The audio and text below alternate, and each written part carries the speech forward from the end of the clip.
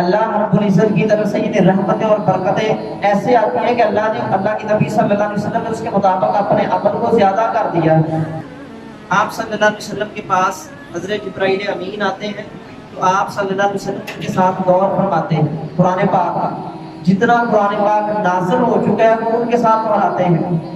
और फिर आप सल्लल्लाहु अलैहि वसल्लम के बारे में हदीस है कि फकाना अजवद मा यकून, कि आप सबसे ज्यादा